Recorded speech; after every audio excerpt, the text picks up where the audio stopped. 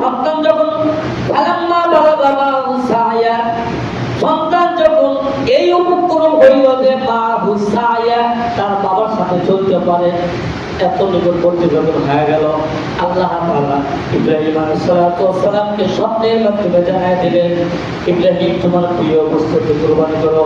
ইব্রাহিম আলাইহিস সালাম তার সন্তানকে কুরবানি করার জন্য নিয়ে চলে গেছেন সেই মিনাতে। সেখানে যাওয়ার পরে সন্তানকেও পরীক্ষা করতেছেন। ইব্রাহিম আলাইহিস সালাম তার সন্তানকে ডাকতে বলে, ইয়া বুনাইয়া ইন্নী আরা ফিল মানামি আন্নী আযবাহুকা ফানজুর মাযা তারা।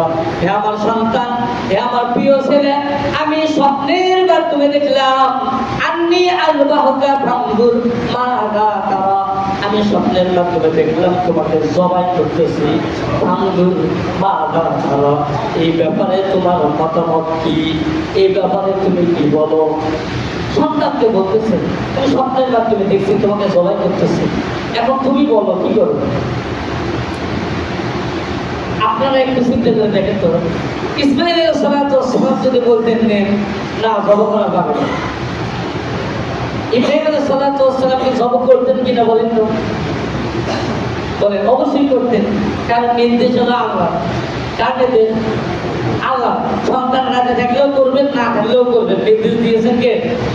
আল্লাহ তাআলা। এখানে সুযোগ নেই বিরোধ যাওয়ার। তারপরও সন্তানও কেমন ছিলেন চিন্তা করছেন? সন্তানরা কি বলছেন কোরআনের ভাষায়? সন্তান বলেন, ক্বালা ইয়া আবাতি ফাআল মা তুমার সাতাজিদুনি ইনশাআল্লাহু মিনাস সাবিরিন।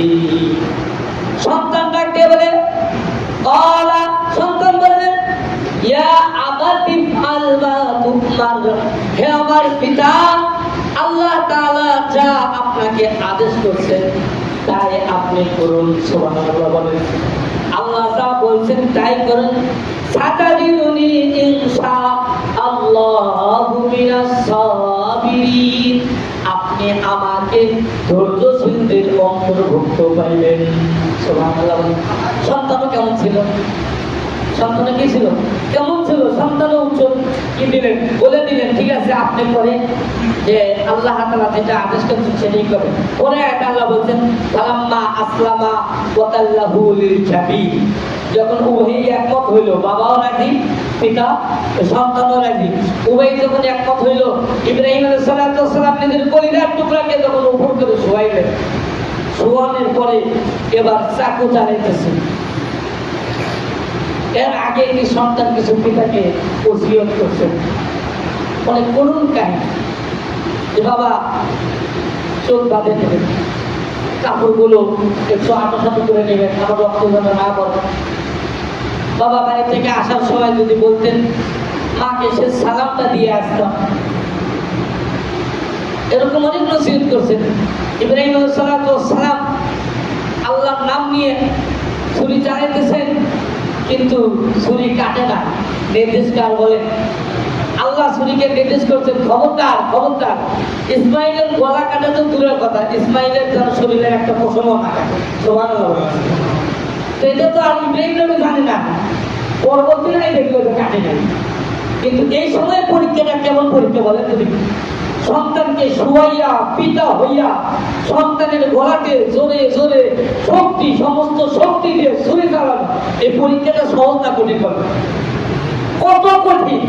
এদের বাড়িতে আদরে একটা গরু পাচ্ছেন, বড় হয়েছে, সেই গরুই আপনি কুরবানিতে নিয়ে গেলে চোখের পানি পড়ে না? যারা বড় বড় গরু পালে দেখেন কি অবস্থা, কান্নাকাটি করতেছে, বিক্রি করতেছে, কান্না করতেছে, মানে একটা ভালোবাসা হয়ে গেছে। তো নিজের আদরের সন্তান কলিজার টুকরাকে শুয়াইয়া ইব্রাহিম নবী যখন ছুরি চালাইতেছিল, আসমান জমিনের সমস্ত পশু পাখিরা কান্নার রূপ হয়ে গেছে। আল্লাহ, এটা কেমন খেলা তোমার? পিতা হয়ে নিজের সন্তানের গলায় ছুরি চালানো, এটা আবার কেমন খেলা? আল্লাহ আল্লাহ রাব্বুল আলামিন এটা কবুল করছেন। সঙ্গে সঙ্গে জিবরাইল আলাইহিস সালামকে পাঠিয়ে দিয়েছেন, জিবরাইল যাও যাও, জান্নাত থেকে দুম্বা নিয়ে চলে যাও। জিবরাইল আলাইহিস সালাম জান্নাত থেকে দুম্বা নিয়ে দৌড়াইতেছে, চলতেছেন, মনে মনে ভাবতেছেন, যেই জোরে ছুরি চালাইতেছে, না জানি আমি যাওয়ার আগেই ইসমাইলের গলা কেটে যায়। এই জন্য আওয়াজ দিয়েছেন আল্লাহু আকবার, আল্লাহু আকবার। এবার যখন আওয়াজ দিয়ে চলে আসছেন, জিবরাইল আলাইহিস সালাতু ওয়াস সালাম এসে সুরের নিচ থেকে ইসমাইল আলাইহিস সালাতু ওয়াস সালামকে টান দিয়ে যখন জান্নাতি ডুম্বাটা ঢুকায় দিয়েছে, ইব্রাহিম আলাইহিস সালাতু ওয়াস সালাম এবার ছুরি চালানোর সঙ্গে সঙ্গে দুই খণ্ড হয়ে গেছে। ইব্রাহিম নবী মনে করছেন আমার সন্তানের গলাটা আলাদা হয়ে গেছে, মাথাটা দেহ থেকে আলাদা হয়ে গেছে। চোখটা এবার খোলার সঙ্গে সঙ্গে দেখে যে না না, আমার সন্তান পাশে দাঁড়ায় আছে, আমার সন্তানের পরিবর্তে একটা ডুম্বা জবাই হয়েছে। সুবহানাল্লাহ। ইব্রাহিম আলাইহিস সালাতু ওয়াস সালাম বলেন লা ইলাহা, আল্লাহ ছাড়া কোনো ইলাহ নাই, লা ইলাহা ইল্লাল্লাহু, আল্লাহু আকবার। যখন শুকরিয়া আদায় করছেন, এবার ইসমাইল আলাইহিস সালাতু ওয়াস সালাম পাশে থেকে বলেন আল্লাহু আকবার ওয়া লিল্লাহিল হামদ।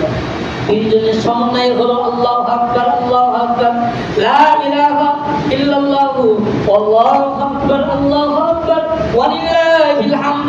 যাই হোক, বলতেছিলাম এটা কেমন কঠিন পরীক্ষা ছিল বলেন। সেই দিন যদি ইসমাইল আলাইহিস সালাতু ওয়াস সালাম কুরবানি হয়ে যাইতেন, তাহলে আমাদের সিরিয়াল যে পড়ে করে যাইতো নাকি? আল্লাহ ভাবতেছেন পিতা মাতা আমাদের কুরবানি দিত না, অবশ্যই দিত।